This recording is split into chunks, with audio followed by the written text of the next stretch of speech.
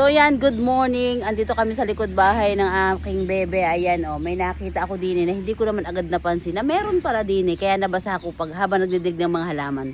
Silipin ninyo. So yan, itong mga halaman na nandito sa likod, dinidilig ko to kasi nga ay summer, ay papatay na, ariin nandito lang sa likod.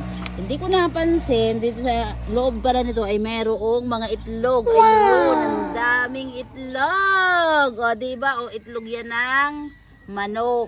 Kaya lang hindi na binalikan dahil nabasa ko na yata siya. What?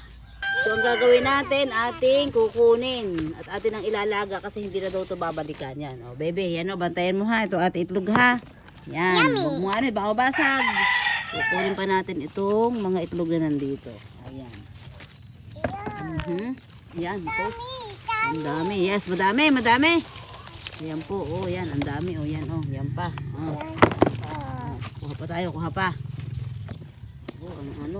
Ang dadami. Ayan po, amin nakuhang egg. Count mo nga, baby. Ilan yan?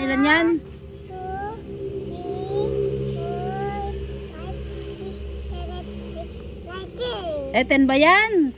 10 nga yan, 10. Bilangin nyo nga kung ilan nga yung egg. Kung 10 nga. Talaga naman. Tara, dalhin natin doon. Tara na. Bit-bit na. Dini, usong tayong dalawa. Usong. Doon, dadalhin natin. Ilalaga natin. Ano pa? Ayan, ilalaga namin ni baby. So yan, dahil kami ay nakakita ng mga itlog doon sa halamanan na hindi sinasadya, nabasa na yata to. So ito, meron na kaming pang-agahan o kaya panlagay sa sopas. Diba? Ang sarap. Masarap to, baby. Ang dami po naming egg. Yan. Sino may gusto?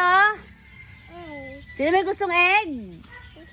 Ayun ang egg. So atin ang lulutuin na po namin. Diba? Dito sa bukid ay gumala lang. Meron na kaming pang-almusal. Diba? Let's go, baby.